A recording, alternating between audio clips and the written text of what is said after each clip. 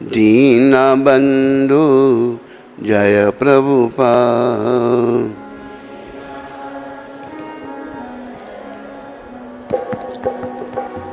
जय जय श्री कृष्ण चैतन्य नित्यानंद।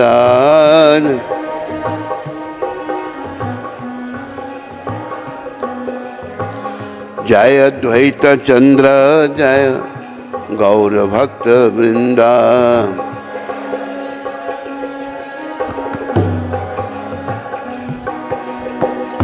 कृपा करी सबे मेली करह करुणा।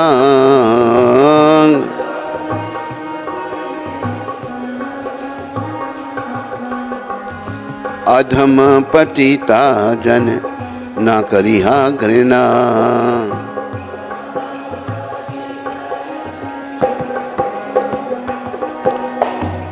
जय जगन्नाथ जय जगन्नाथ दीन बंधु जय जगन्नाथ।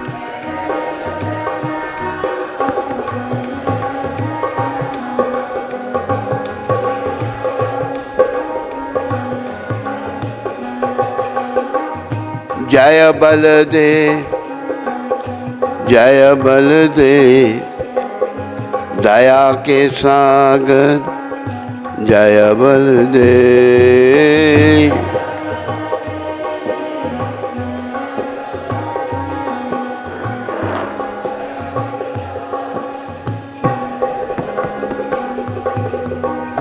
जय सुभद्रा जय सुभद्रा करुणामयी जय सुभद्रा।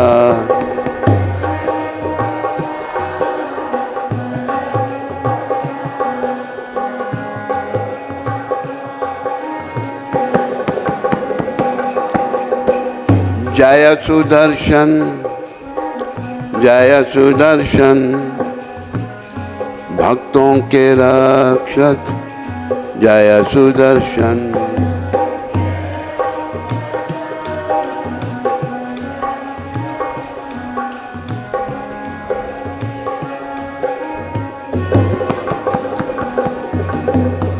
बोलो जगन्नाथ भगवान की, बोलो बलदेव भगवान की, बोलो सुभद्रा माता की, बोलो सुदर्शन चक्र जी महाराज की, बोलो गौर भगवान की, बोलो नित्यानंद द्वैताचार्य गदाधर श्रीवास ठाकुर की, समस्त गौर भक्त वृंद की, बोलो इन सब के देने वाले पतित पावन शिला प्रभुपाद की।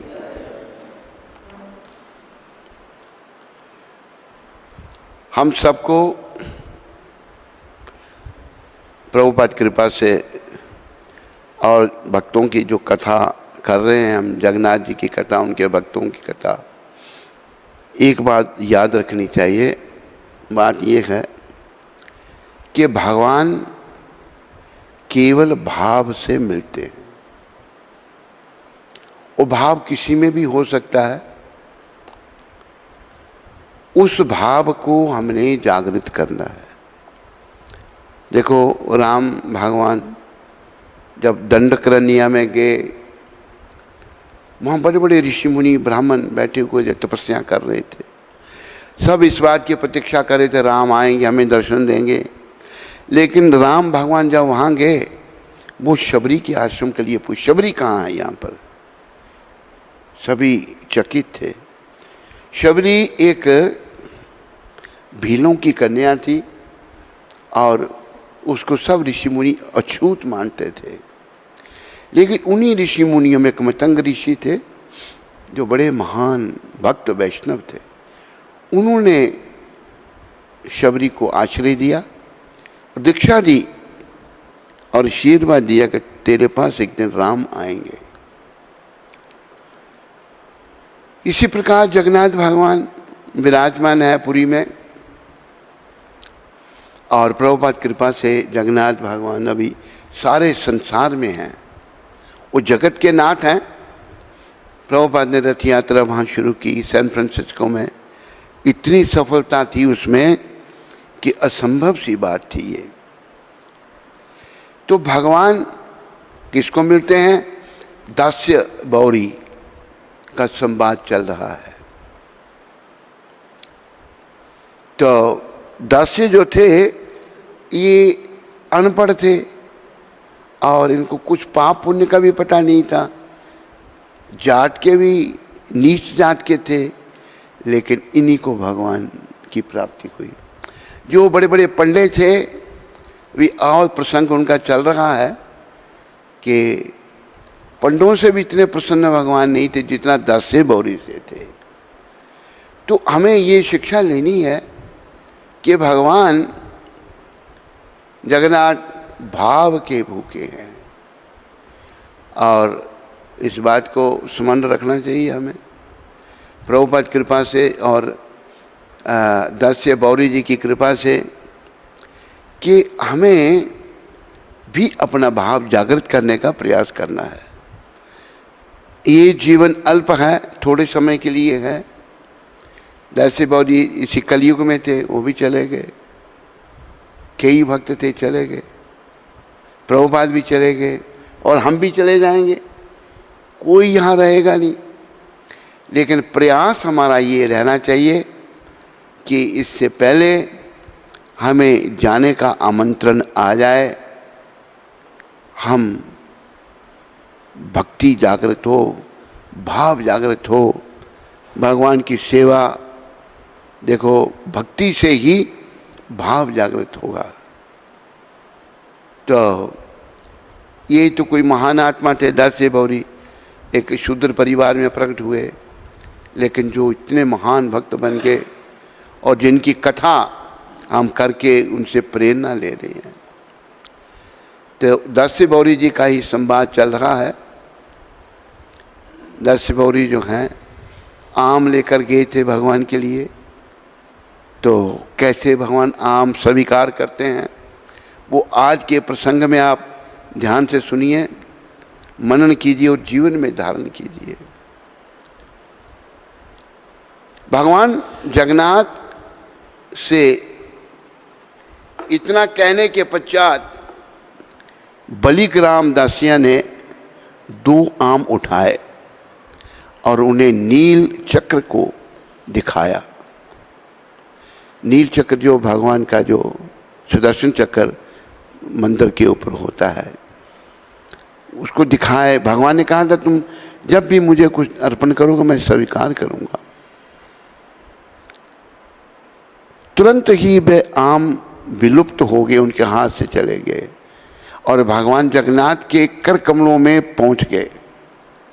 भगवान मंदिर में विराजमान है, उनके कर कमलों में पहुंच गए। श्री जगन्नाथ ने प्रसन्नता से आमों का भक्षण किया।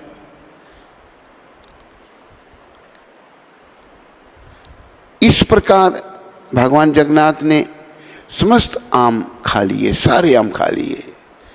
यह भगवान का स्वभाव है। इस बात का कोई मतलब नहीं है कि कोई निम्न कुल में उत्पन्न हो अथवा उच्च कुल में, ये कोई बात नहीं है। छोटा कुल या बड़ा कुल है, हम सभी आत्माएं, लेकिन कर्मों के अनुसार कोई निम्न बना, कोई ऊंच बना, पर है तो आत्मा। तो आम स्वीकार किए भगवान ने और यह भगवान का स्वभाव है।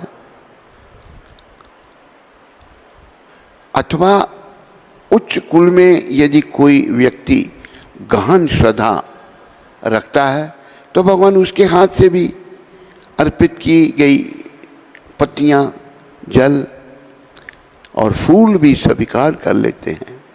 जबकि उच्च कुल में उत्पन्न व्यक्ति भगवान में पूर्ण आस्था नहीं रखते, ये देखा गया है। जो बड़े कुलों के लोग हैं उनमें आस्था इतनी भगवान में नहीं होती। तो चाहे वह नाना प्रकार के स्वादिष्ट व्यंजन ही क्यों ना चढ़ाएं तो भी भगवान उन्हें स्वीकार नहीं करते, क्योंकि भाव नहीं है उसमें। और देखो कि कई उच्च कुल के लोगों में भाव भी हुआ, जैसे महाराजा जनक थे, राजा थे, वो बड़ा भाव था उनका। तो भगवान भाव के भूखे हैं, ये याद रखो सारे। भाव का भूखा हूं मैं, और भाव की बस एक सार। भाव से जो मुझे भजे, भव से बेड़ा पार। भगवान कहते हैं मैं भाव का भूखा हूं और सार भाव है। और याद रखो, हमारे दुष्कर्म के कारण हमारा भाव ढक गया है। एक बात और प्रभुपाद कृपा से ध्यान में आ रही है,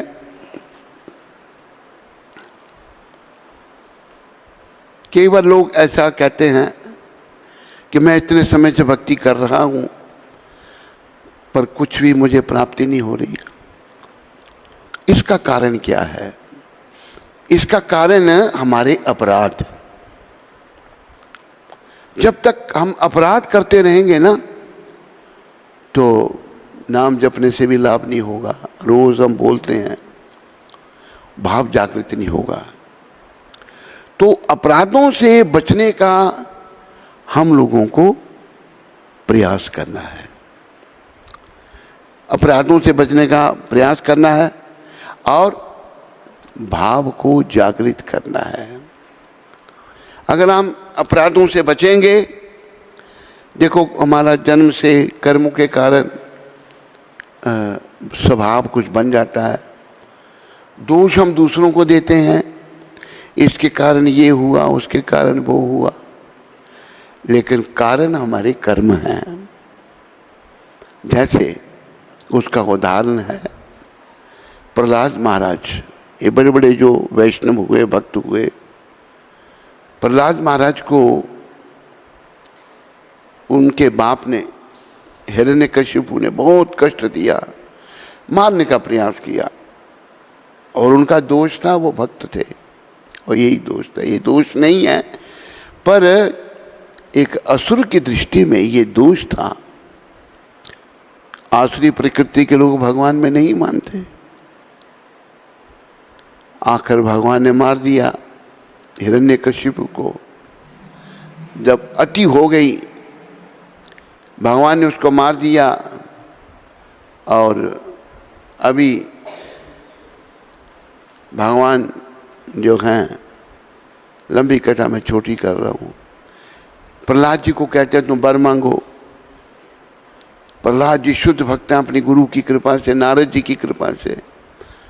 वो वर नहीं मांग रहे, वो कह रहे हैं प्रभु, ये नरसिंह भगवान, आप जिसके समक्ष हैं, आपसे अच्छा और क्या है, मुझे और क्या चाहिए।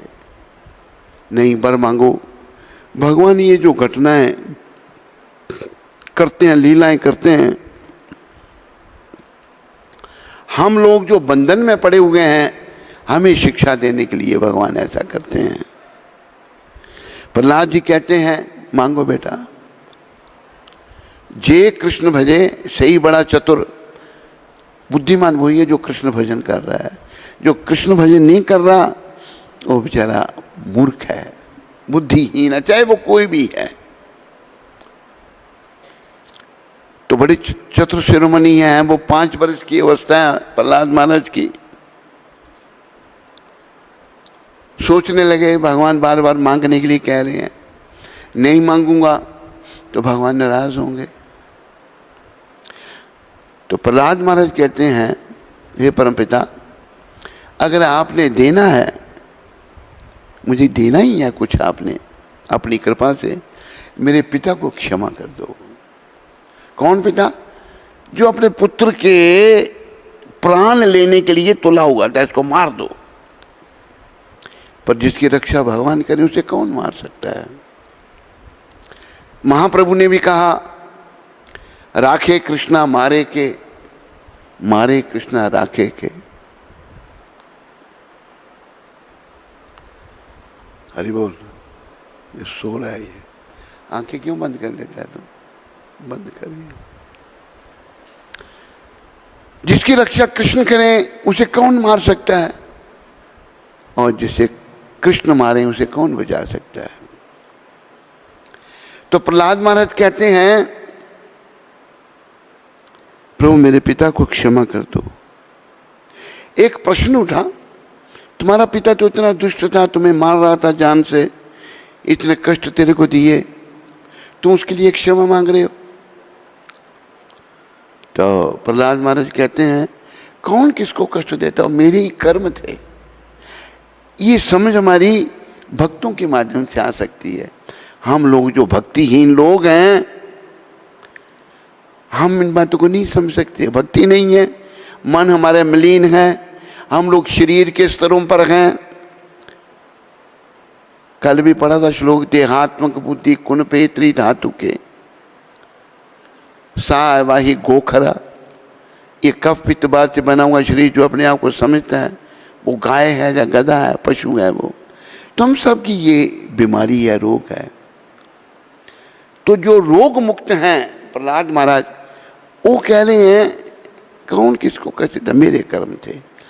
तो हमें अगर कोई कष्ट लगता है, कई बार हमें समझने में बड़ा कठिनाई लगती है, क्योंकि हमारे मन की मलिनता, हमारा जो मन शुद्ध ना होने के कारण हम इस बात को नहीं समझते।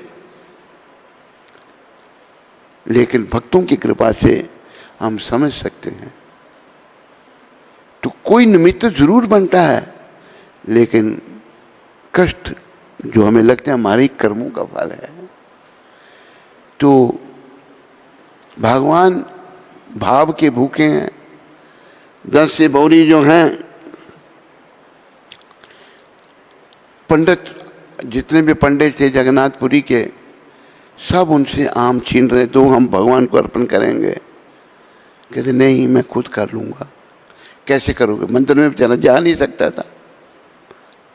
तो भगवान ने कहा था तुम नील चक्र जो है ऊपर, सुदर्शन चक्र जी, उधर आम दिखाए उनको, तो आम गायब।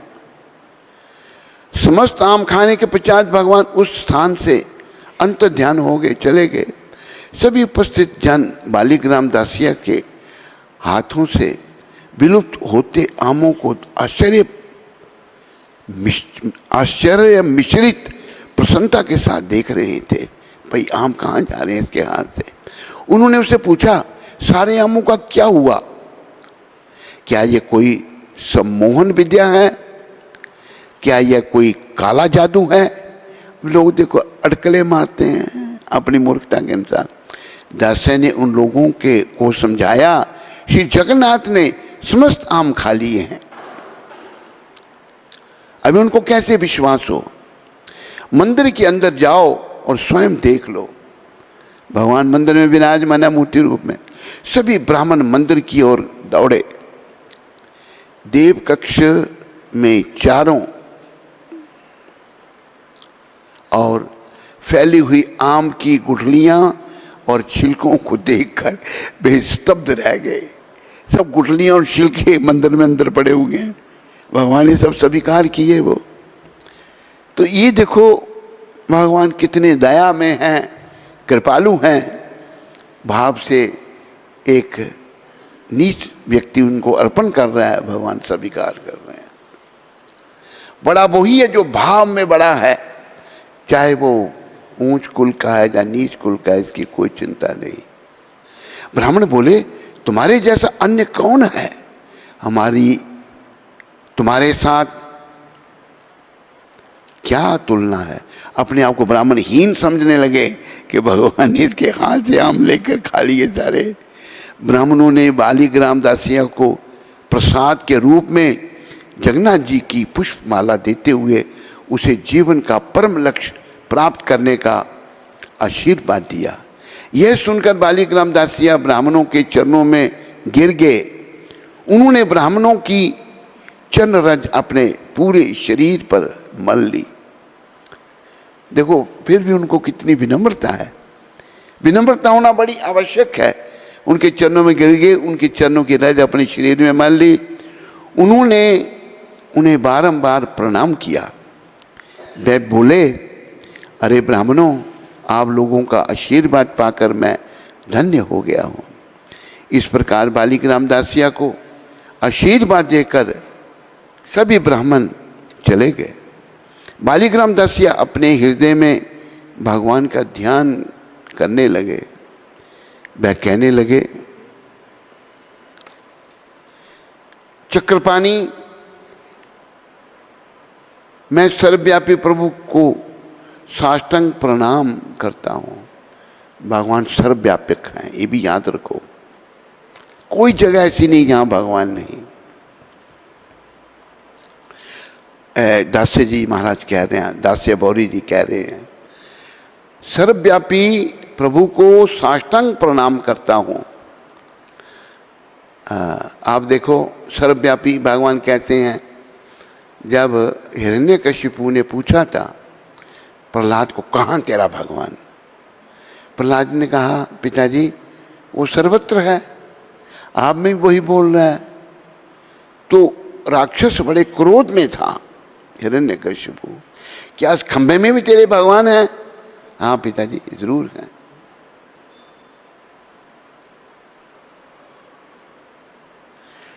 खंभे से ही भगवान प्रकट हो गए। खंभा जड़ है, हम चैतन्य हैं, हमारे अंदर आत्मा है। खंभे के अंदर आत्मा थोड़ी है, पर भगवान हर कण कण में ही भगवान। तो कि मुझे अपने समस्त स्वरूपों के दर्शन कराइए। अब भगवान को कह रहे सारे स्वरूपों के दर्शन कराओ, अपने विभिन्न स्वरूपों के दर्शन देकर मेरा जीवन सफल करने दीजिए। श्रीला बालिक रामदासिया के मनोभाव को समझते हुए भगवान मंदिर के शिखर पर नील चक्र में मत्स्य अवतार से लेकर कल की अवतार तक विभिन्न स्वरूपों में अवतरित हुए।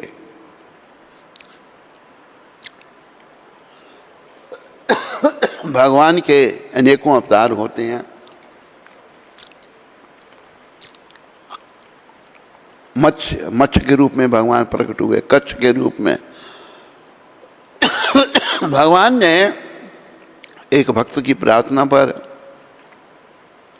सारे रूपों में दर्शन दिया। बालिक रामदासिया जी को हरे कृष्णा हरे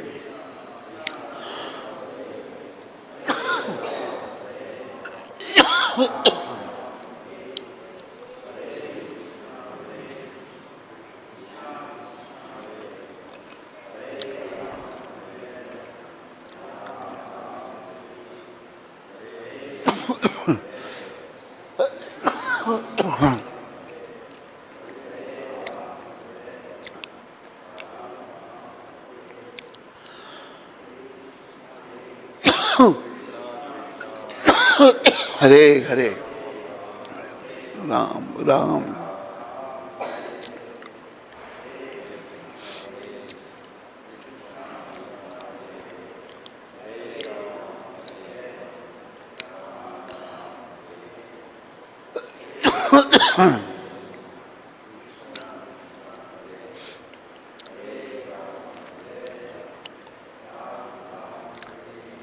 यहां आप देखो, एक भोला भाला भक्त,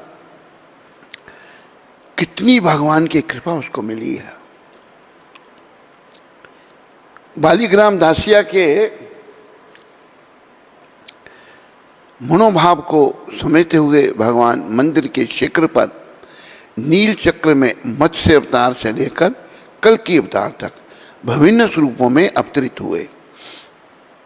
कल की अवतार अभी होना है, वो भी भगवान ने बालिक राम को दर्शन दिए।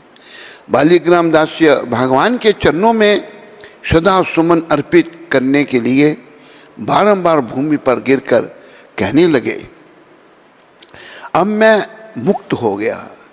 फिर वह अपने घर चले गए। उन्होंने अपना शेष जीवन भगवान की सेवा में समर्पित कर दिया। देखो भगवान कितने दयामय हैं, जरा विचार करो।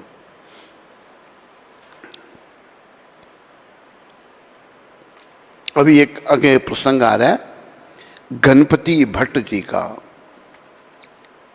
एक गणपति भट्ट नामक ब्राह्मण थे।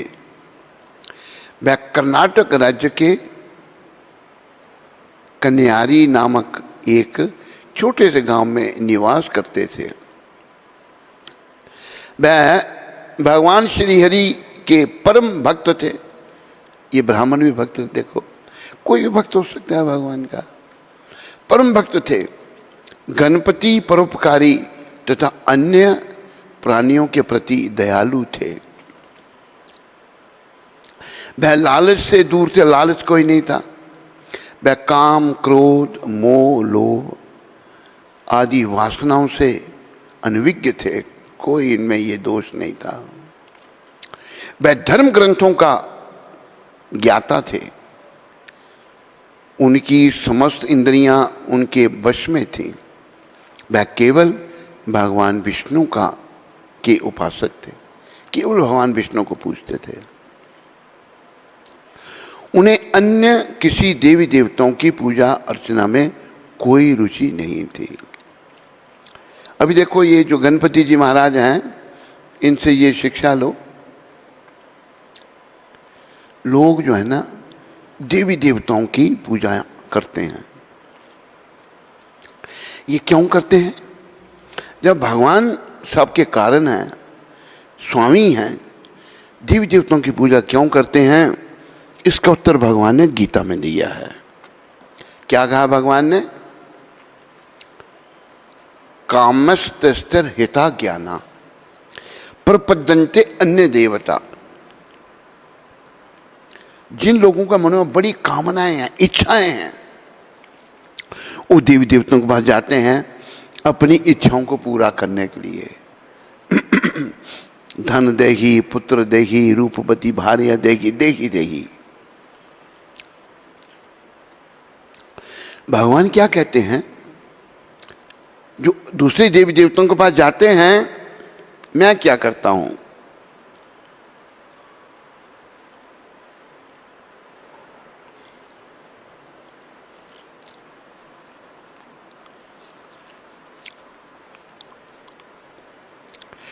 कामस्त्यर हिता ज्ञाना प्रपद्यन्ते अन्य देवता तम तम नियमम आस्थाया प्राकृत्या नियता स्वया।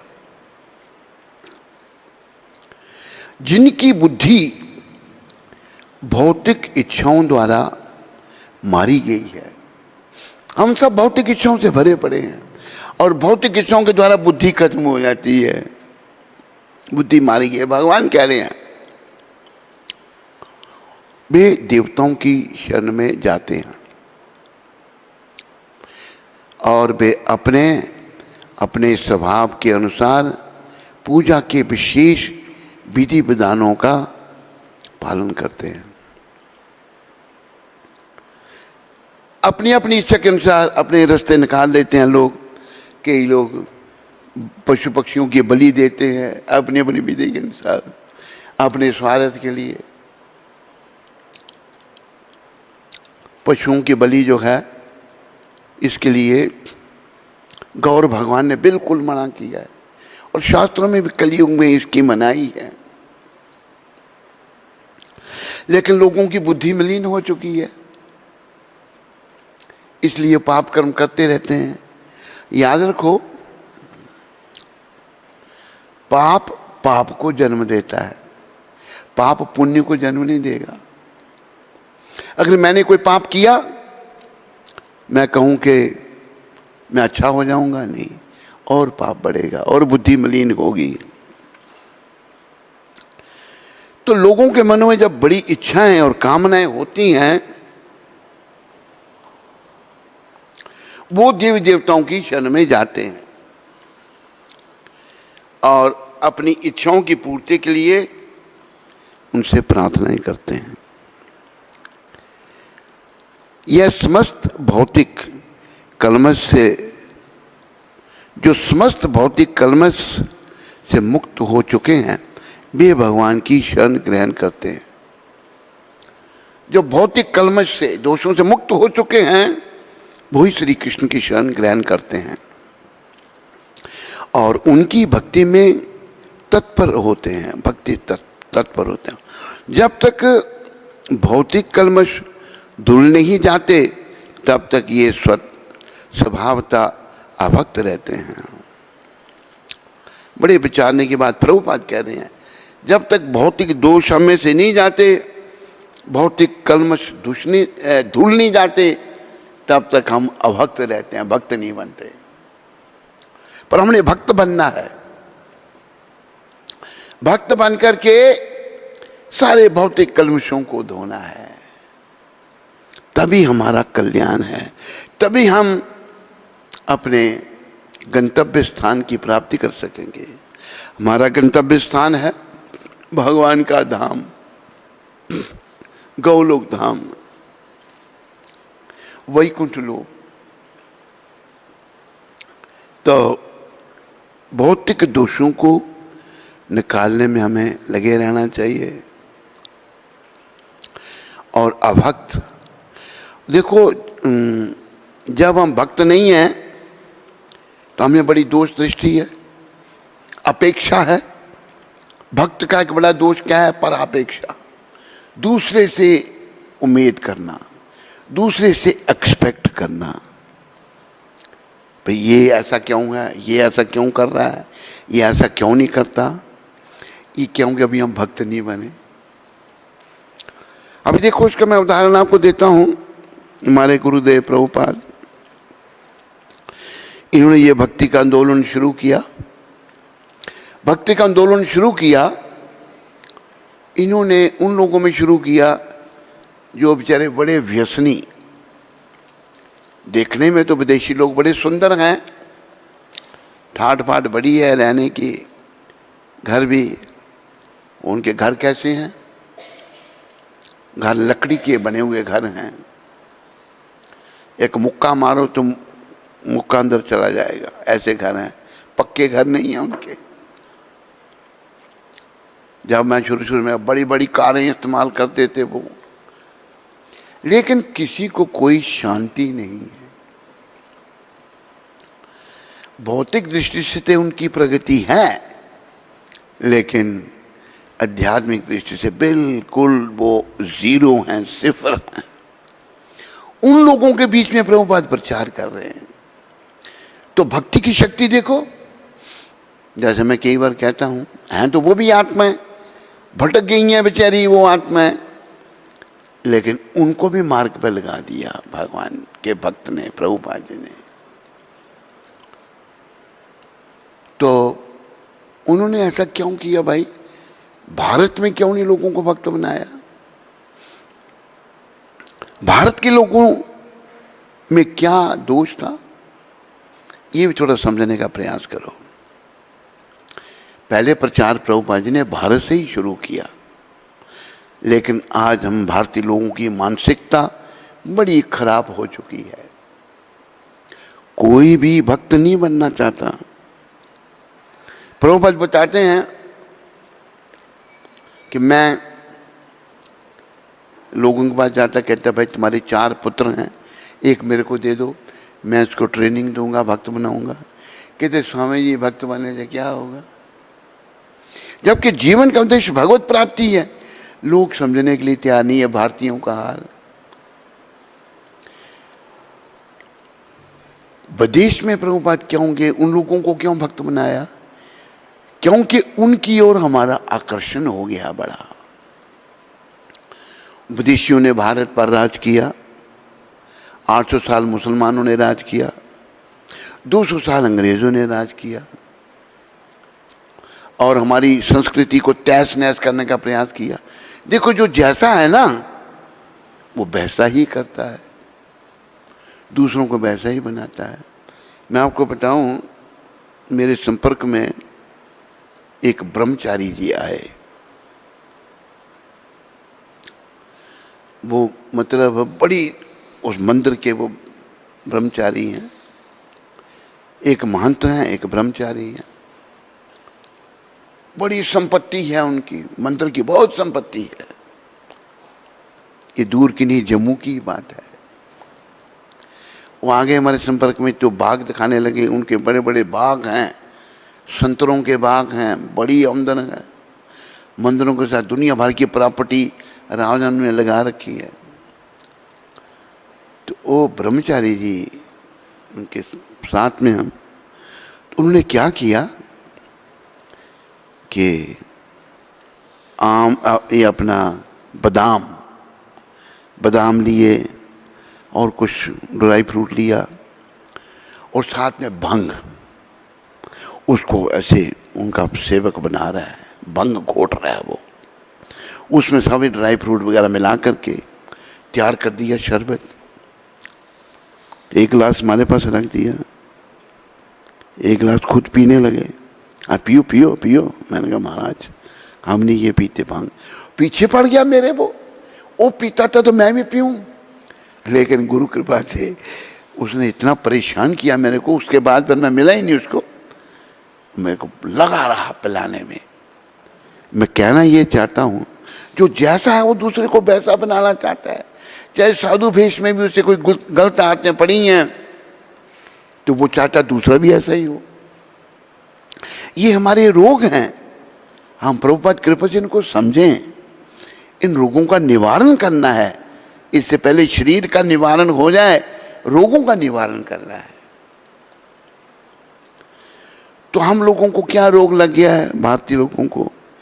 विदेशियों की नकल करना, अपनी भाषा अच्छी नहीं लगती, अपनी बोली अच्छी नहीं लगती। बड़े बड़े घरों में जो लोग दिल्ली में रहते हैं बस अंग्रेजी बोलेंगे और अपने आप को बड़ा महान समझेंगे। ये महानता नहीं है। ये जो भौतिक प्रगति है ये सब नरक का द्वार है।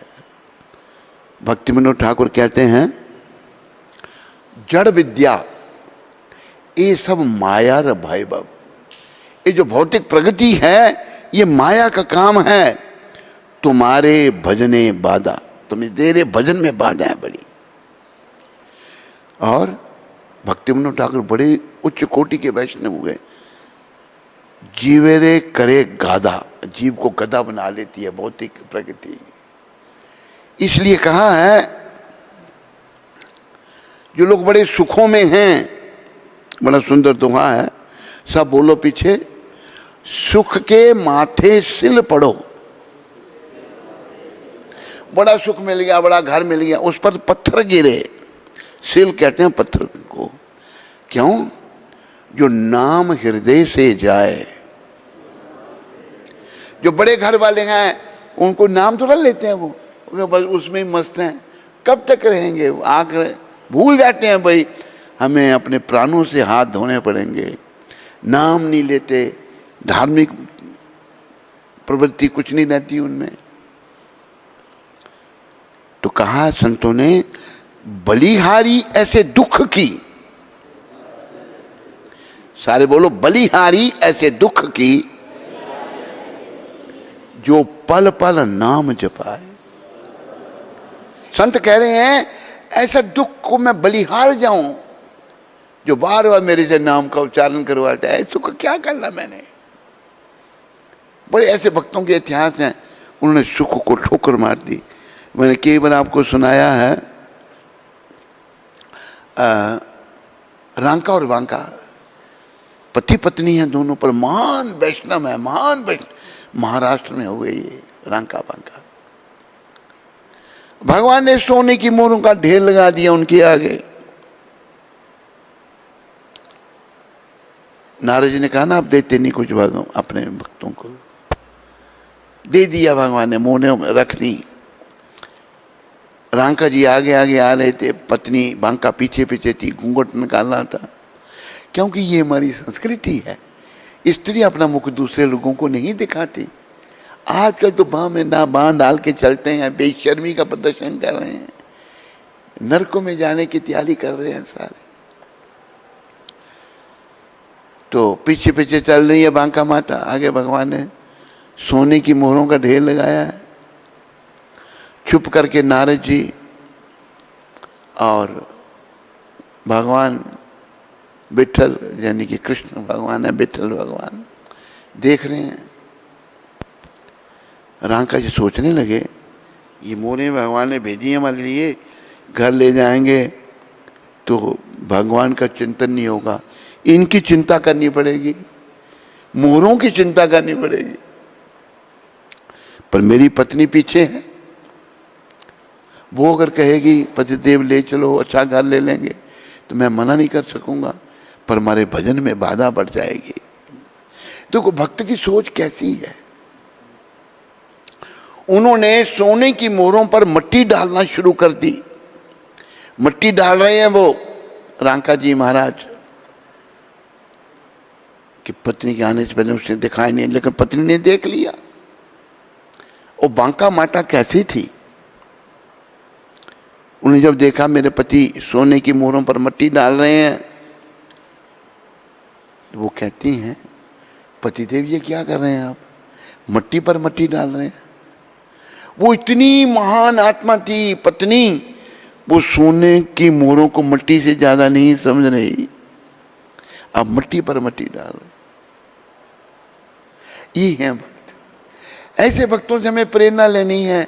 हम बस सोने चांदी के पीछे पड़े हैं, भौतिक वस्तुओं के पीछे पड़े हैं, और जो सबके स्वामी भगवान हैं उनको हम भूल गए हैं। कृष्ण सबके स्वामी, सबके मालिक हैं। हमने भौतिक वस्तुओं के पीछे नहीं पड़ना। दोनों गरीब हैं, लेकिन कोई रुचि नहीं है सोने में। तो हम लोग विदेशियात भारत में ला रहे हैं। नेता भी ऐसे मिले, कई बार चर्चा होती है, जिन्होंने विदेशियात लाई भारत में, वो सनातनी थे ही नहीं, वो भेष बदला हुए थे। उन्होंने ऊपर से लगते थे वो हैं हिंदू, लेकिन हिंदू नहीं थे। उन्होंने भारत को बर्बाद करने की पूरी कोशिश की, और उनको भी मौका दे दिया भगवान ने, करो तुम। आखिर 60 साल के बाद उनकी लगाम खींच ली। अब वो बड़े बिखला रहे हैं, भाई हमने तो बर्बाद करना था भारत को, अभी नहीं कर सकते हम। बड़े दुखी हैं वो बेचारे, बहुत दुखी हैं। और जो सुधार रहा है उसको उल्टे सीधा बोलते हैं, उसको गालियाँ निकालते हैं, उसको क्रिटिसाइज करते हैं, आलोचना करते हैं। ये हालत है। तो विदेशियों को क्यों सुधारा प्रभुपाद जी ने, ये समय की जरूरत थी, क्योंकि विदेशियों की ओर हमारा आकर्षण है। हम विदेशियों की तरह अपना जीवन बिताना चाहते हैं। अरे भाई, ये नरक का द्वार है। तू शुद्ध नहीं होने के कारण, तू भक्त नहीं होने के कारण इन बातों को भूल गया है। और एक बात और कही है प्रभुपाद जी ने, बात कही है कि जो विदेशी लोग हैं जिनको प्रभुपाद जी ने प्रचार करके भक्ति में लगाया, सारे संसार में केंद्र स्थापित कर दिए इन्होंने भक्ति की शक्ति से। वो लोग भगवान से बड़े दूर थे, लेकिन अभी उन्होंने भगवान की ओर मुंह कर लिया। ये प्रभुपाद जी के शब्द हैं, भगवान की ओर मुंह कर लिया उन्होंने, वो आगे बढ़ रहे हैं। हम जो भगवान के बड़े नजदीक थे, हमने भगवान से पीठ कर ली है, विदेशियात को अपना रहे हैं, भगवान की ओर पीठ कर ली है, और भगवान से दूर जाते जा रहे हैं। तो संदेश ये है, हमने भगवान से दूर नहीं जाना, उनके निकट आना है, भगवान की ओर मुख करना है।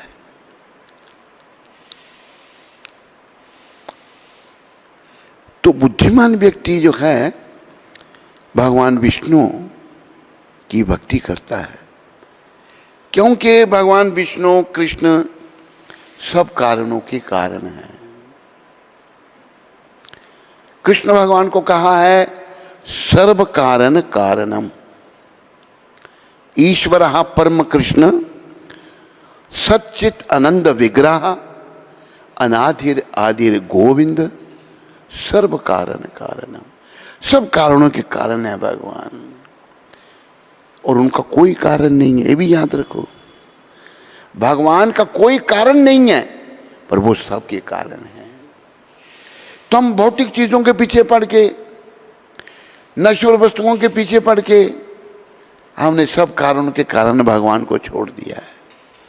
और ये मनुष्य शरीर तो हमको सब कारणों के कारण भगवान से मिलने के लिए तो मिला था, लेकिन हमने छोड़ दिया है। ये हमारी बड़ी भूल है। प्रभुपाद जी जैसे महान वैष्णवों की कृपा से हमने अपनी भूल का सुधार करना है। जो ये गणपति भट्ट जो थे, ये केवल विष्णु के उपासक थे। और लोग जो हैं देवी देवताओं के पास जाते हैं, भौतिक कामनाएं। अरे भाई, कब तक तुम भौतिक कामनाओं को, इच्छाओं को पूरा करोगे? इनका अंत होगा। लेकिन जीव नहीं सोच सकता। इस बात की सोच जीव में समाप्त हो गई है, कारण उसने भगवान की शरण नहीं ली, भगवान की भक्ति नहीं की। इसलिए उसमें कुभाव आ गया, बुराइयां आ गईं, इसलिए वो भगवान से दूर चला गया। तो प्रभुपाद कृपा से और श्रीला गणपति भट्ट जी की कृपा से इन बातों को समझो। गीता में भगवान ने इसकी पुष्टि भी की है। क्या कहा है? सर्वधर्मान परित्यज्य मामेकम शरणम व्रज। सारे धर्म, सारे कर्तव्य तू छोड़ दे और मेरी एक ही शरण में आ। एकम, दो नहीं कहा भगवान ने, एकम। तो मैं क्या करूंगा?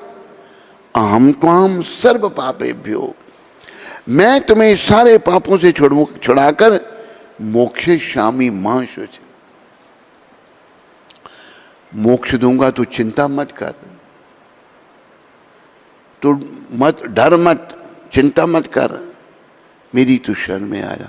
लेकिन हमारे जो कुभाव हैं, हमारे जो कुकर्म हैं, जो जन्म जन्मांतर से हमारे साथ चल रहे हैं, वो हमको भगवान की शरण में नहीं आने देते।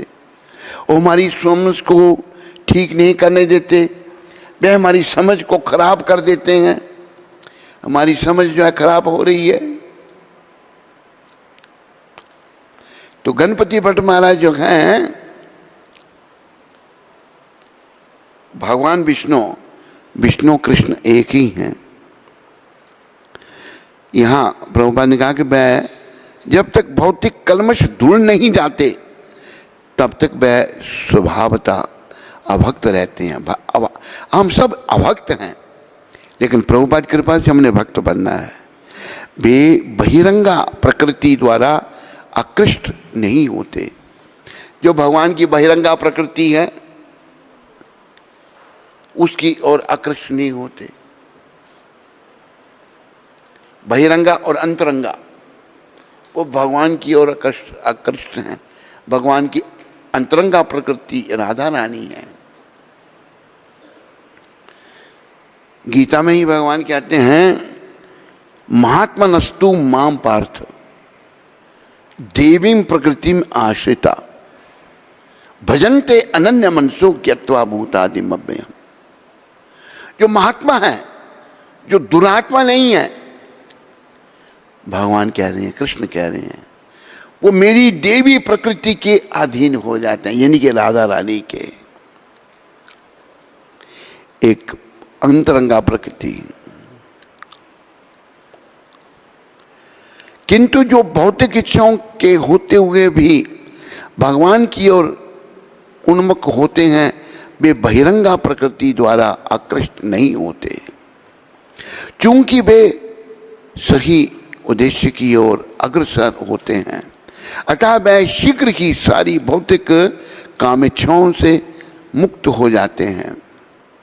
श्रीमद् भागवत में कहा गया है कि मनुष्य को चाहिए कि स्वयं को वासुदेव के प्रति समर्पित करे, यानी कि श्री कृष्ण के प्रति, और उनकी पूजा करे, चाहे वह भौतिक इच्छाओं से रहित हो या भौतिक इच्छाओं से पूरित हो, या भौतिक कलमश से मुक्ति चाहता हो, जैसा कि भागवत में कहा गया है। एक और यहाँ बड़ी ये शिक्षा की बात है, अगर हमारी भौतिक इच्छाएं वो नहीं समाप्त हो रही, फिर भी हम भगवान की शरण में जाएं, ये शिक्षा यहाँ पर है। अकामः सर्व कामो वा मोक्ष काम उदारधि तीव्रे न भक्ति योगे न यजेत पुरुषम परम। मान लो आदमी काम, कोई कामना नहीं, या वो मोक्ष चाहता है, मोक्ष की कामना है, तो वो क्या करे? दिव्य पुरुष भगवान की शरण में ही जाए और कहीं ना जाए। देव देवताओं का सम्मान करे। उनसे अगर कृष्ण की शरण में जाने के लिए कोई मदद मिल सकती हो तो ले, उसकी मनाही नहीं है। जैसे गोपियां जो हैं वो कृष्ण भक्त हैं, बड़ी महान भक्त हैं गोपियां। बोलो ब्रिज गोपिकाओं की। वो गोपियां जो हैं देवी कात्यायनी से अपनी आप प्रार्थना कर रही हैं। दुर्गा माता का स्वरूप है कात्यायनी माता। कात्यायनी माता से कह रही है, माँ हमें आशीर्वाद दो कि हमें कृष्ण पति रूप में प्राप्त हो। देवी देवताओं से भगवत प्राप्ति के लिए मदद ली जा सकती है, पर भौतिक इच्छाएं लेकर, भौतिक कामनाओं की पूर्ति के लिए देवी देवताओं के पास जाना, ये बुद्धिमता नहीं है, ये अज्ञानता है, ये बेसमझी है। अच्छा, इस समझ को भी भगवान ने समझाया है। यान्ति देवव्रता देवान, पितरन जानती पितृव्रता, भूतानि जानती भूतज्ञा, यान्ति मध्याजिन अपिमाम।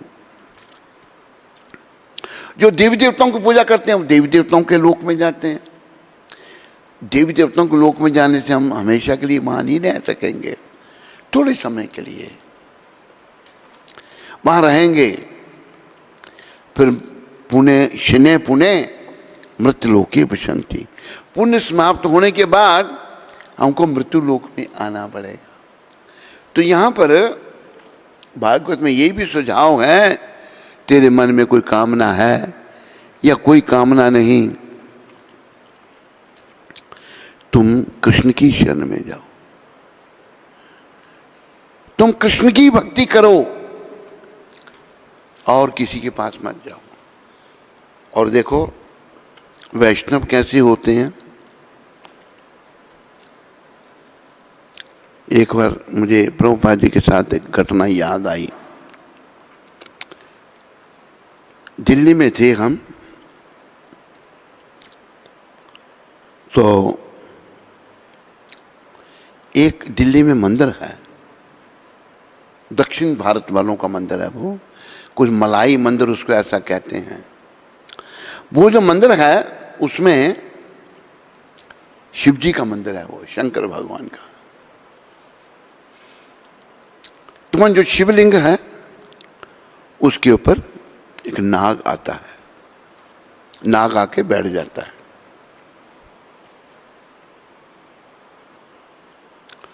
नाग बैठ जाता है, हम भी गए वहां देखने के लिए। मेरे साथ एक अमेरिकन भक्त था। हम नए नए संस्था में थे तब। वो अमेरिकन भक्त भी मेरे साथ, हम दोनों गए। मैंने जाकर शिव जी को, शिवलिंग को प्रणाम किया, मत्था टेका। उसने मत्था नहीं टेका। जब हम बाहर निकले तो मुझे कहता है, तूने प्रणाम क्यों किया शिव जी को? मैंने क्यों? कहते प्रभुपाद कहते हैं कि हम कृष्ण के भक्त हैं, हमें केवल कृष्ण को प्रणाम करना चाहिए।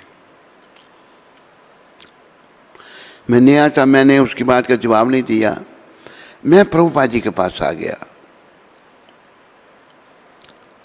और प्रभुपाद जी को पूछा। मैंने कहा, प्रभुपाद हमने शिव जी को प्रणाम नहीं करना चाहिए। कहते किसने कहा? मैंने कहा एक भक्त कह रहा है। कहते हैं वो मेरा नाम लेके कहते हैं प्रभुपाद ये कह रहे हैं, प्रभुपाद वो कह रहे हैं।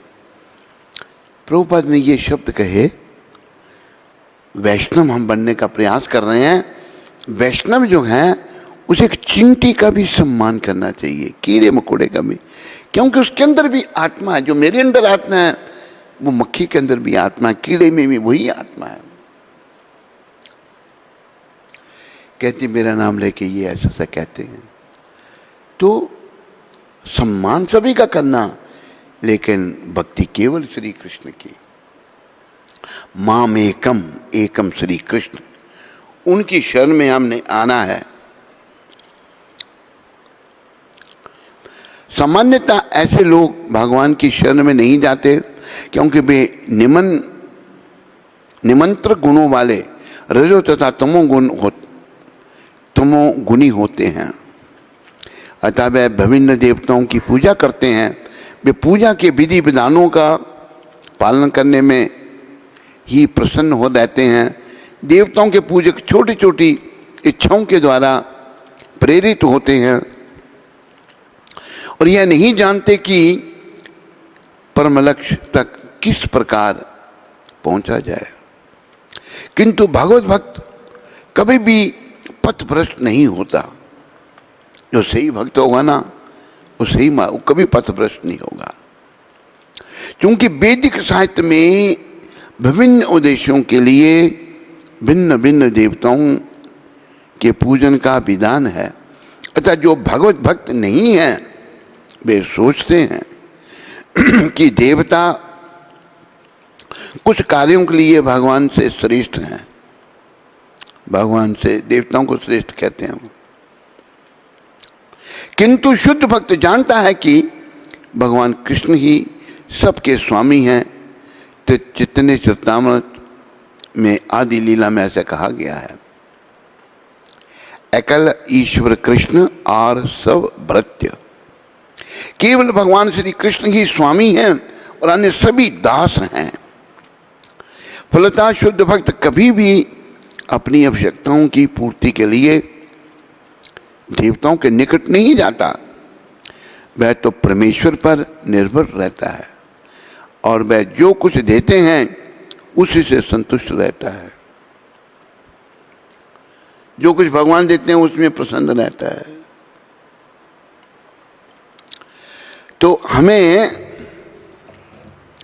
ये भी शिक्षा लेनी है शिला गणपति भट्ट जी महाराज से। वो केवल विष्णु भगवान की भक्ति करते थे। अभी आप किसी के मन में अगर ये प्रश्न आता हो विष्णु कृष्ण में क्या अंतर है, वो भी आपको मैं समझाने का प्रयास करता हूं।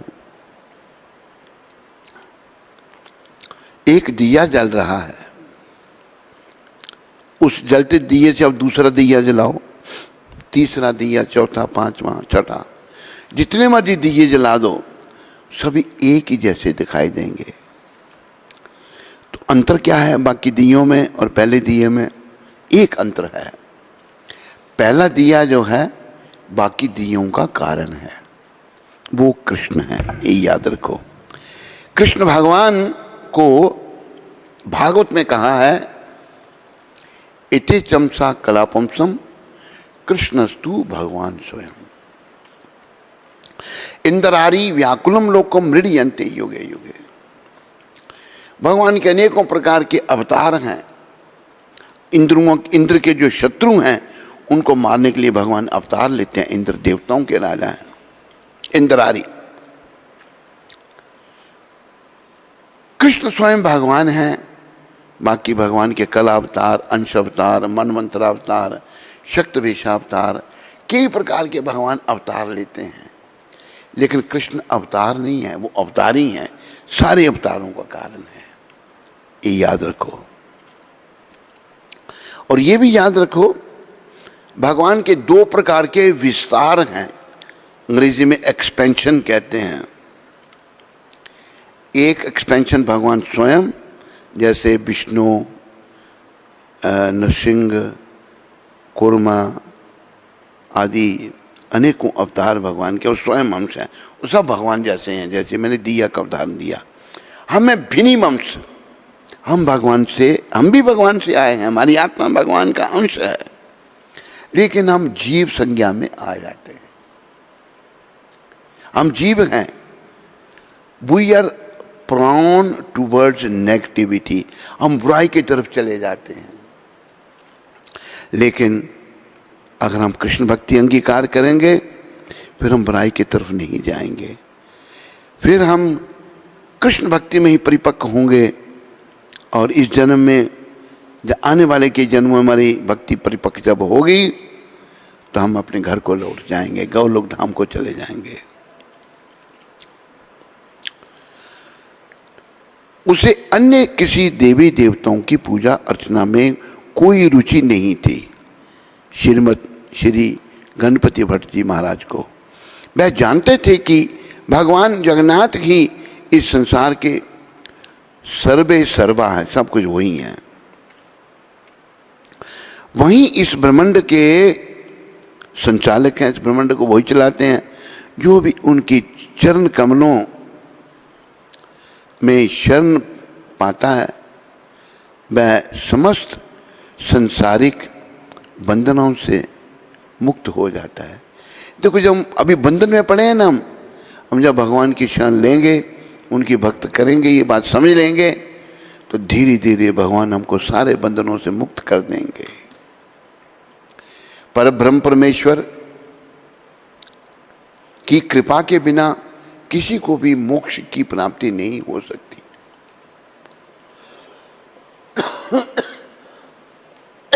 जब तक हम कृष्ण की शरण में नहीं आते, जगन्नाथ जी की शरण में नहीं आते, गौरव भगवान की शरण में नहीं आते, हमें मोक्ष नहीं मिल सकता। हम मोक्ष की प्राप्ति नहीं कर सकते। और उद्देश्य यही है जीवन का, हम आवागमन से अपने आप को छुड़ाएं और अंतिम समय भगवान का नाम लेते हुए शरीर का त्याग करें और भगवान के धाम में चले जाएं। ये भी भगवान ने गीता में समझाया है।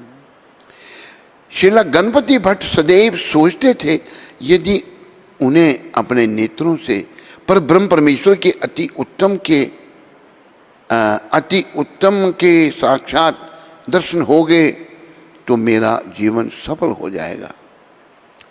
एक बार श्रील गणपति भट्ट ब्रह्म पुराण में श्री हरि के नीलगिरी में अवतार लेने के विषय में पढ़ रहे थे। ब्रह्म पुराण में नीलगिरी यानी कि जगन्नाथ भगवान के बारे में पढ़ रहे थे। यदि कोई मनुष्य उनके इस अद्वितीय स्वरूप के दर्शन कर लेगा तो वह तुरंत भौतिक बंधनों से मुक्त हो जाएगा, जगन्नाथ भगवान के दर्शन, और उसे मोक्ष की प्राप्ति होगी। उसे पुनः कभी यमराज का सामना नहीं करना पड़ेगा। जब गणपति भट्ट जी ने यह सब पढ़ा तो उन्होंने उनके हृदय को छू लिया। सब पढ़ा तो इसने उनके हृदय को छू लिया। ये जो शब्द पढ़े उन्होंने कि भगवान जगन्नाथ जी नीलगिरी मतलब भगवान जगन्नाथ जी के दर्शन, तब उनको समझ में आया कि यह जीवन तो निरर्थक है। उन्होंने सोचा पत्नी, संतानों एवं धन का क्या उपयोग है। पर ब्रह्म ने इस पृथ्वी पर नीलगिरी में अवतार लिया है। इस सत्य से अपरिचित होकर मैं अपना जीवन निरर्थक नष्ट कर रहा हूँ। मैं कितना बड़ा मूर्ख हूँ जो यह जानकर भी कि श्री हरि ने नीलगिरी में अवतार ले लिया है, यहाँ पर रह रहा हूँ। जब तक मेरे शरीर में शक्ति है तभी तक मेरी पत्नी, संतान एवं सगे संबंधी मेरे साथ हैं। जब मैं इस शरीर को त्यागूंगा तो कोई भी मेरे साथ नहीं जाएगा। ये भी याद रखो, गणपति भट्ट जी महाराज की शिक्षा। कोई जब शरीर हम त्यागते हैं कोई साथ नहीं जाता, कोई नहीं जाएगा। जब मैं वृद्ध हो जाऊंगा तो मेरी पत्नी और मेरे बच्चे मुझे अपने ऊपर भार ही समझेंगे। ऐसा ही होता है कि जब वृद्ध होता है घर में तो पत्नी और बच्चे उसको भार समझते हैं। इस भौतिक संसार में कोई किसी का नहीं है, ये भट्ट जी महाराज कह रहे हैं, कोई किसी का नहीं है। श्रील गणपति भट्ट जी ने सोचा अच्छा हो कि मैं नीलगिरी जाकर भगवान के दर्शन करूं, जिससे मुझे मोक्ष मिल सके। यह सोचकर उन्होंने अपना घर त्याग दिया एवं पुरी की यात्रा प्रारंभ कर दी। वह यात्रा मार्ग में भिक्षाटन के द्वारा अपनी क्षुधा को शांत करते थे। भीख मांग लेनी, ब्राह्मण को भीख मांगने की अनुमति है, पेट भर लेते थे। जैसे भी भीख के रूप में जो प्राप्त हो जाता था उसी से संतुष्ट थे, जो भी मिल जाए वही संतुष्ट। अभी एक बार एक घटना घटी, एक उस साधु को मैंने बड़ी पुरानी बात अपनी आंखों से देखा, कह रहा मुझे वस्त्र चाहिए, मांग रहा, किसी ने वस्त्र नहीं दिए। तो क्या किया बेचारे ने, उसको गुस्सा आ गया तो अपने वस्त्रों को फूंकने लगा, ऐसे करके तीली लगाए फूंकते।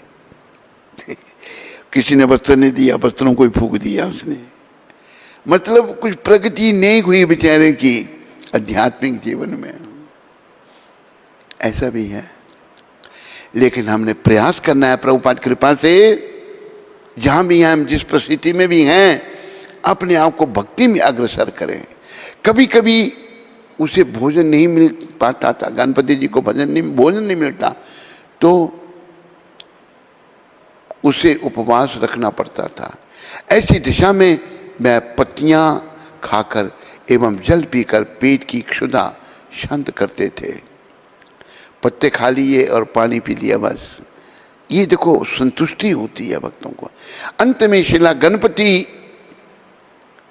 18 नाला पहुंच के, 18 नाला जगह है जगन्नाथपुरी के पास, वहां पहुंच के 18 नालापुरी के प्रवेश मार्ग से लगा हुआ है। ऐसा विश्वास किया जाता है कि जो भी प्राणी इस स्थान से गुजरकर पूरी धाम में प्रवेश करता है तो उसे यमराज द्वारा दिए गए दंड का सामना नहीं करना पड़ता। गणपति भट्ट जी ने इस स्थान के दर्शन करके स्वयं को धन्य किया और भगवान का ध्यान करने लगे। बाद में गणपति भट्ट जी ने कुछ लोगों को पुरी से वापस लौटते हुए देखा। कुछ लोग पुरी से वापस आ रहे थे, वे अत्यंत प्रसन्न प्रतीत हो रहे थे। वे अपने हाथों में प्रसाद के पात्र लिए हुए थे। गणपति जी ने उनसे पूछा, कृपया मुझे बताइए कि आप सब लोग कहाँ से आए हैं, आप सभी इतने प्रसन्न क्यों हैं, आपको क्या मिल गया है। यात्रियों ने उत्तर दिया, प्रिय ब्राह्मण, हम नीलगिरी नीलकंदरा जगन्नाथ मंदिर से वापस लौट रहे हैं। वहाँ भगवान के दर्शन करते हुए हमने 5 दिवस व्यतीत किए थे। अब हम सभी अत्यधिक प्रसन्नता एवं संतुष्टि के साथ अपने अपने घरों को प्रस्थान कर रहे हैं। भगवान जगन्नाथ जी के दर्शन असाधारण हैं। भगवान के दर्शन प्राप्त करने के पश्चात प्राप्त करने के लिए क्या शेष रह जाता है।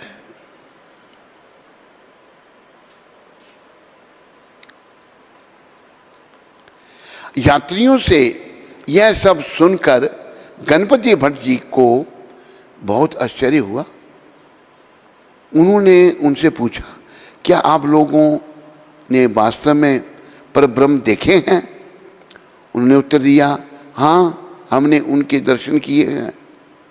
इस प्रकार वार्तालाप के पश्चात सभी यात्री अपने मार्ग पर चले गए। गणपति भट्ट जी ने अपने मन में सोचा, यह सत्य नहीं हो सकता कि ब्रह्म यहाँ है। उन्होंने ब्रह्म को नहीं देखा है। यदि उन्होंने उनके दर्शन किए होते तो वे वापस क्यों लौट रहे हैं? उन्हें तो ब्रह्म में विलीन हो जाना चाहिए था। ये धारणा ठीक नहीं है ब्रह्म में विलीन होने की। यही है वह सत्य है जो मैंने पुराणों में पढ़ा है कि जो भी नीलगिरी धाम में श्री हरि के दर्शन करता है उसे तत्काल मोक्ष की प्राप्ति हो जाती है। तो फिर ब्रह्म के दर्शन पाने के पश्चात भी ये लोग अपने अपने घरों को कैसे लौट रहे हैं? उन्होंने पुरी से लौटने वाले बहुत से लोगों से यही प्रश्न किया। वे सभी ब्रह्म के दर्शन करके अपने अपने घरों को लौट रहे थे। गणपति जी भट्ट जी भ्रमित हो गए। उन्होंने पुराण को खोला और बार बार पढ़ा। उन्होंने देखा कि पुराण में स्पष्ट अंकित था कि ब्रह्मपुरी में निवास करते हैं। यदि कोई उनके दर्शन कर लेता है तो उसे तत्काल मोक्ष मिल जाता है। श्रील गणपति भट्ट जी अत्यंत भ्रमित हो गए और उन्होंने सोचा, सब मुझे क्या करना चाहिए? मुझे नहीं मालूम हो रहा है कि मैं क्या करूं। मुझे यह भी ज्ञात नहीं कि क्या उचित है और क्या अनुचित। अच्छा तो यह है कि मैं प्राणोत्सर्ग कर दूं एवं इस तन को त्याग दूं। पुनः सोचा, आत्महत्या करना अच्छा नहीं रहेगा। ये भी याद रखो, बहुत से लोग आत्महत्या करते हैं और आत्महत्या करने वाले को 60,000 साल तक प्रेत की योनि में रहना पड़ता है। बहुत दुखदाई है।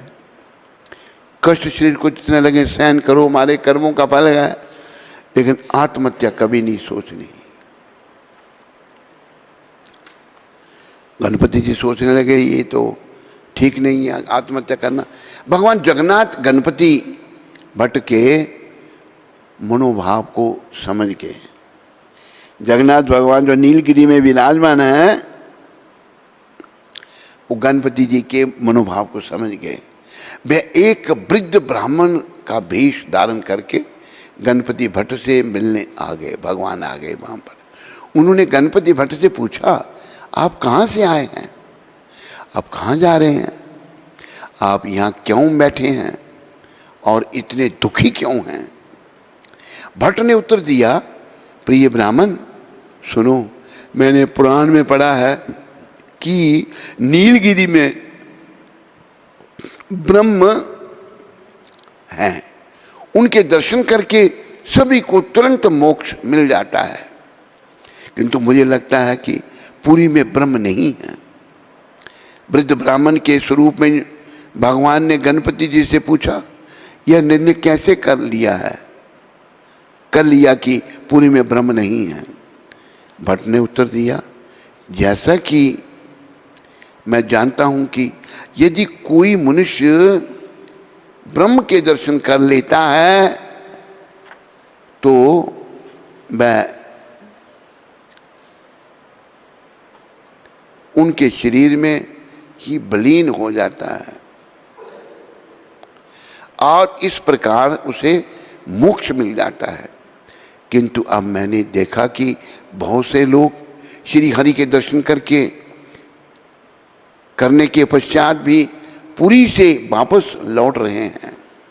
इससे मैंने निष्कर्ष निकाला है कि पुरी में ब्रह्म नहीं है। यह तर्क सुनकर वृद्ध ब्राह्मण मुस्कुराए। मुस्कुराते हुए कहने लगे, भगवान जगन्नाथ कल्पतरु के नाम से भी जाने जाते हैं। इसका अर्थ है कि वे सभी को सबकी मनोकामनाएं पूर्ण करते हैं। सबकी मनोकामनाएं पूर्ण करते हैं। ये सभी लोग घर वापस जाने की इच्छा के साथ आए हैं। इनके मन में इच्छा घर वापस जाए, इसलिए भगवान ने उनकी इच्छा पूर्ण कर दी। घर वापस जाना था, इच्छा पूर्ण कर, अन्यथा वे मनोकामना पूर्ण करने वाले वांछा कल्पतरु कैसे हो जाते? अगर उनकी इच्छा भगवान पूरी नहीं करते तो कैसे भगवान वांछा कल्पतरु कहलाते? ये लोग यहाँ पर दर्शनों के पश्चात प्रसन्न मन से वापस लौटने की कामना लेकर आते हैं और श्री हरि उनकी कामना को पूर्ण कर देते हैं। यहाँ भक्त भिन्न भिन्न कामनाएं लेकर आते हैं। जो मनुष्य यहाँ प्रसन्नता पूर्वक जीवन यापन हेतु पधारते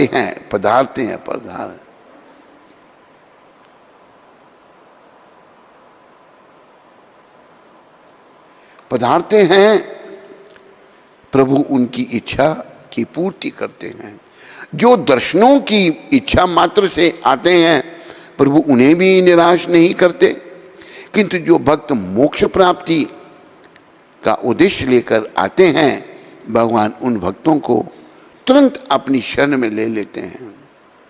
भगवान भक्तों की समस्त मनोकामनाओं को पूर्ण करने वाले हैं।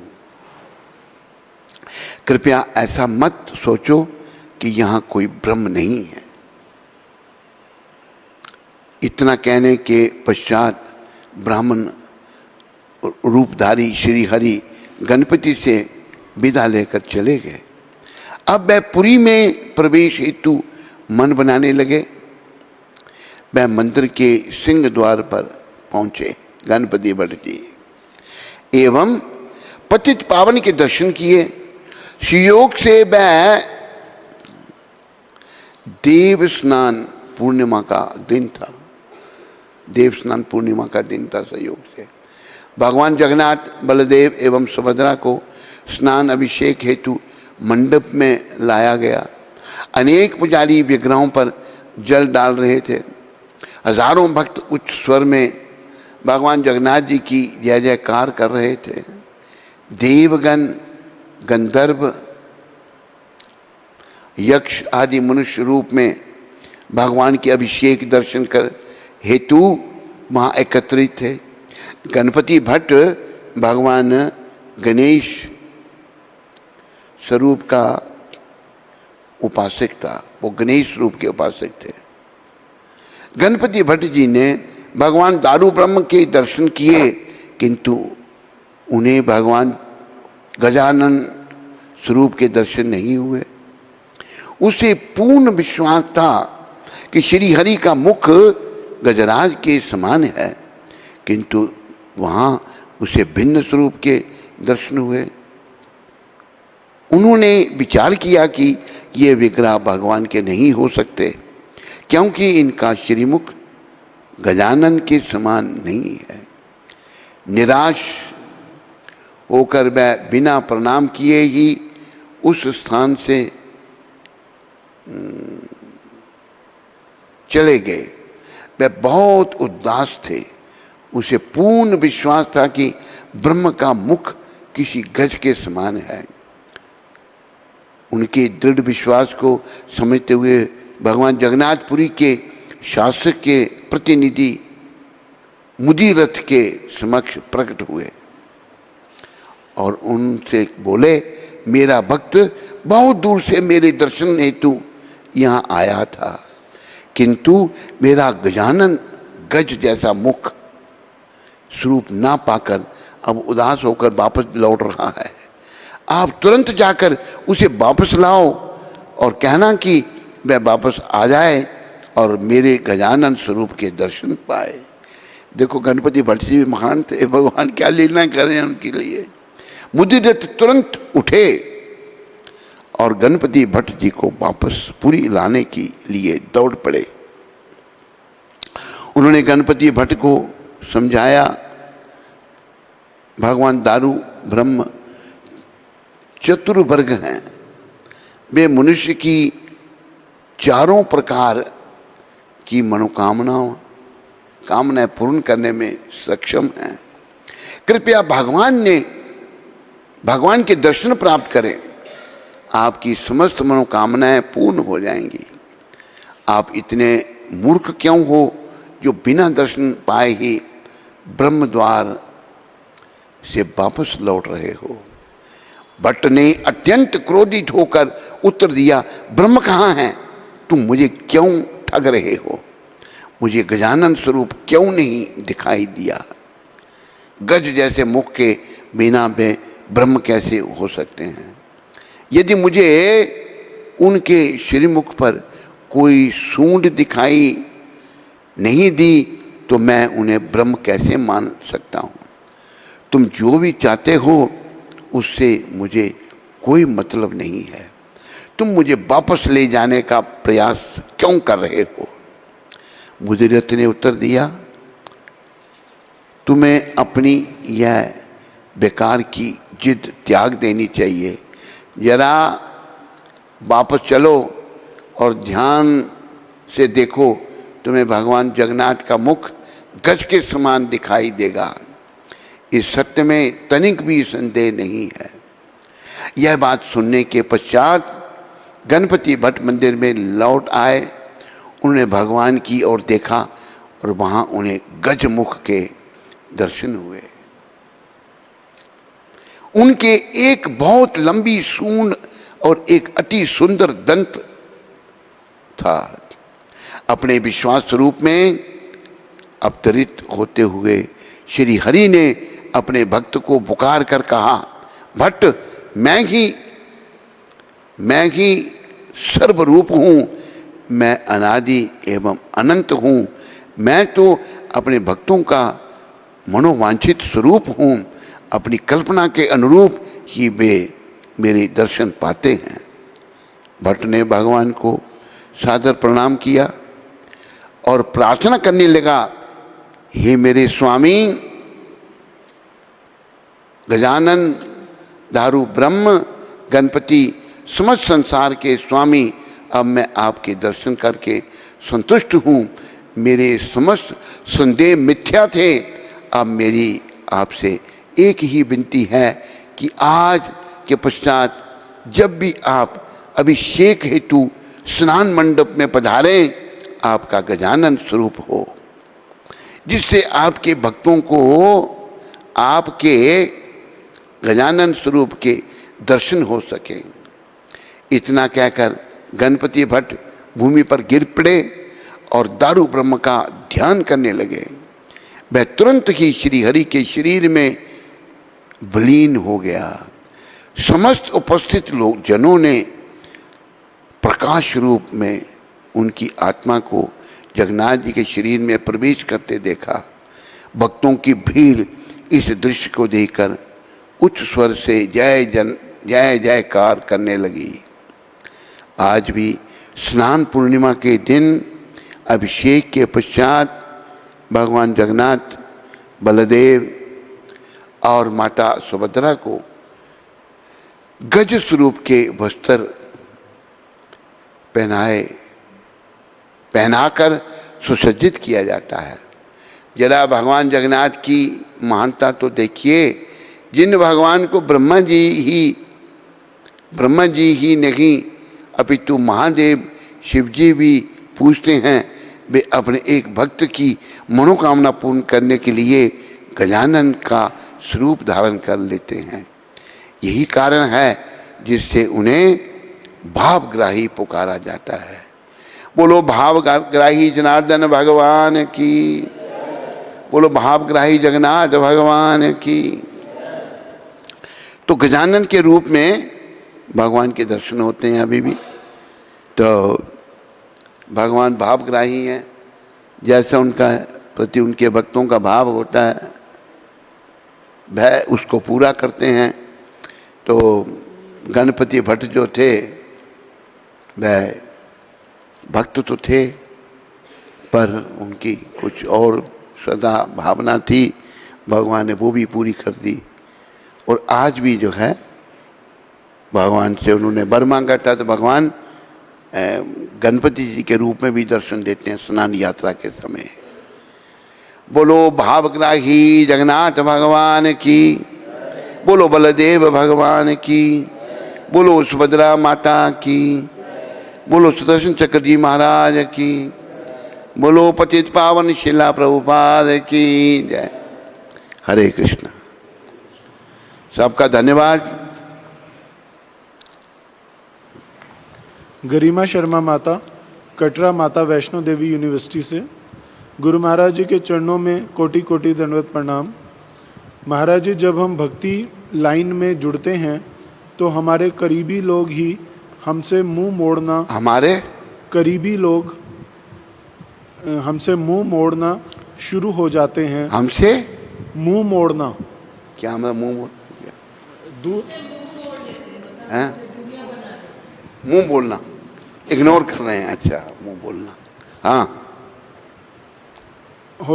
हम उनको विनम्र होकर मनाने की कोशिश भी करते हैं पर वो इग्नोर करते हैं। तो क्या फिर हमें उनके साथ रिश्ते निभाने चाहिए लोक लाज के लिए, या फिर उनको छोड़ दें? कृपया मार्गदर्शन करें। एक पतित आत्मा। ऐसा है, माता कर रही है ना ये प्रश्न। देखो, ये माता निर्भर करता है किस प्रकार के लोग हैं। वैसे तो भगवत प्राप्ति करने के लिए एक दिन तो हमें अपना ये शरीर भी छोड़ना है। निर्भर करता है कैसे लोग हैं, उनकी समझ ठीक हो सकती है या नहीं भी हो सकती है। केवल ऐसे भी लोग होते हैं जैसे भगवान के सामने वो कई प्रकार की भावनाएं लेके आते हैं, भगवान वही पूरा करते हैं। तो निर्भर करता है कैसा व्यक्ति है वो। तो आप अगर वो करते हैं तो आपने बस कुछ चिंता नहीं करनी। इग्नोर कर रहे हैं तो कोई बात नहीं, भगवान उन पर भी कृपा करें। अगर आप हो सके तो उनको समझाने की कोशिश करें। वो नहीं समझते हैं तो उनका दुर्भाग्य है, और क्या कह सकते हैं। हरे कृष्ण। रामृत महतो, रांची झारखंड से। हरे कृष्ण गुरुदेव महाराज जी, आपके पावन चरण कमलों में कोटि कोटि दंडवत प्रणाम। सबसे पहले मैं आपके चरणों में क्षमा याचना करता हूँ कि इस पतित पर कृपा करें।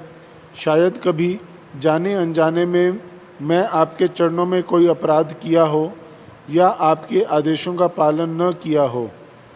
जैसे मुझे आपने कहा है कि एक गृहस्थ परिवार को सेवा में लगाने के लिए जो माता वैष्णो देवी के 15 किलोमीटर पहले जहां जगन्नाथ जी का विग्रह का सेवा होता है, ये कार्य मैं नहीं कर पाया हूं।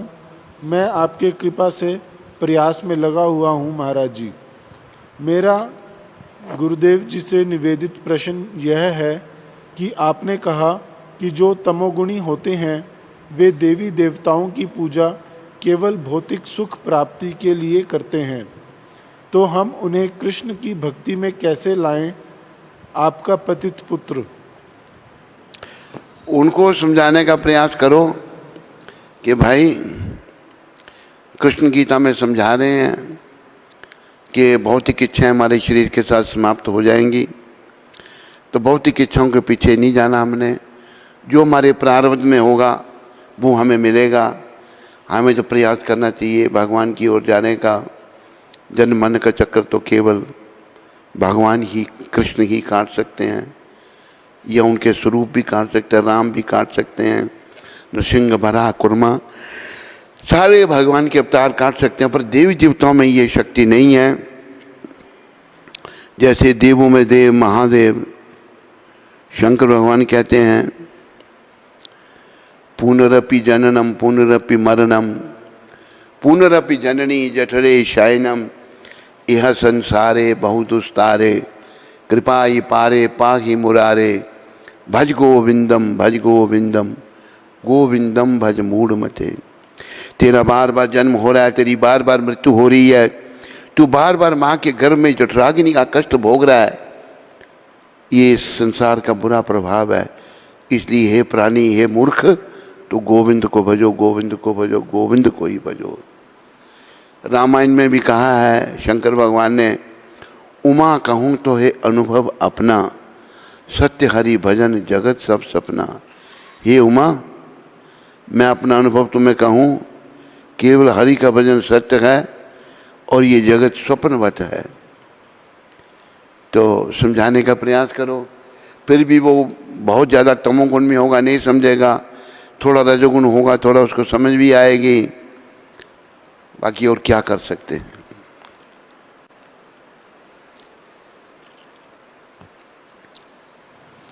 प्रिंसी पंडिता माता जम्मू से, हरे कृष्ण गुरुदेव जी के चरणों में कोटि कोटि दंडवत प्रणाम। आज मैंने गुरुदेव जी को सपने में देखा। गुरुदेव जी ने मुझे जप माला दी और फिर दोबारा गुरुदेव जी को देखा फिर दोबारा गुरुदेव जी को देखा और मैं 3 फूल हाथ में लेकर इंतज़ार कर रही थी और सपना टूट गया। वो आपके चरणों में अर्पण नहीं कर पाई। उठकर मुझे फिर बहुत रोना आया। हरे कृष्ण। प्रिंसी पंडिता, कोई चिंता नहीं, तूने हाथ में लिए, अर्पण नहीं कर पाई तो अर्पण हो गए, कोई रोना कहनी बात नहीं। खूब भक्ति करो। प्रिंसी माता, तेरे पर भी कृपा हो रही है भगवान की, तभी अच्छे स्वप्न आ रहे हैं। और अपनी भक्ति वृद्धि करो और दूसरों को भक्ति में लगाओ। भगवान को प्रचारक बहुत प्रिय है, गीता में भगवान ने ऐसा कहा है। ठीक है प्रिंसी पंडिता। स्कंद पुराण में तुलसी देवी की प्रशंसा इस प्रकार की गई है